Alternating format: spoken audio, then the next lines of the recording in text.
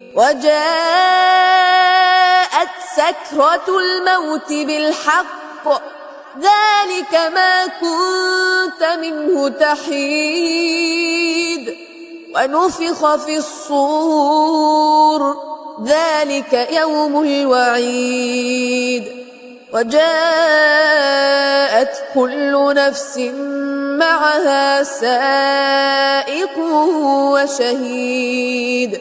لقد كنت في غفلة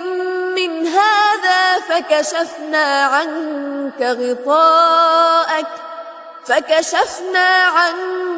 غطاءك فبصرك اليوم حديد وقال قرينه هذا ما لدي عتيد ألقيا في جهنم كل كفار عنيد مناع للخير معتد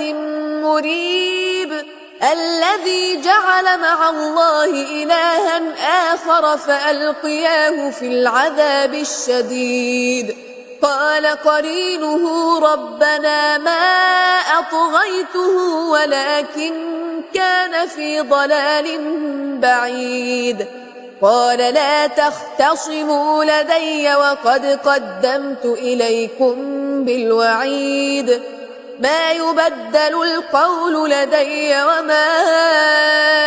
أنا بظلام للعبيد يوم نقول لجهنم هل امتلأت وتقول هل من مزيد وأزلفت الجنة للمتقين غير بعيد هذا ما توعدون لكل أواب حفيظ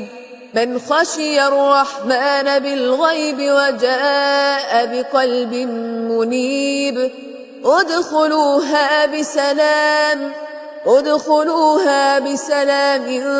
ذلك يوم الخلود لهم ما يشاءون فيها ولدينا مزيد وكم أهلكنا قبلهم من قرن هم أشد منهم بطشا فنقبوا في البلاد هل من محيص إن في ذلك لذكرى لمن كان له قلب أو ألقى السمع وهو شهيد ولقد خلقنا السماوات والأرض وما بينهما في 6 أيام وما مسنا من لغوب فاصبر على ما يقولون وسبح بحمد ربك قبل طلوع الشمس وقبل الغروب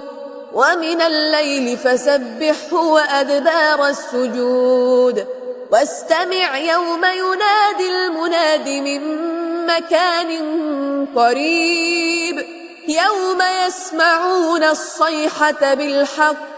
ذلك يوم الخروج إنا نحن نحيي ونميت وإلينا المصير يوم تشقق الأرض عنهم سراعا ذلك حشر علينا يسير نحن أعلم بما يقولون وما أنت عليهم بجبار فذكر بالقرآن من يخاف وعيد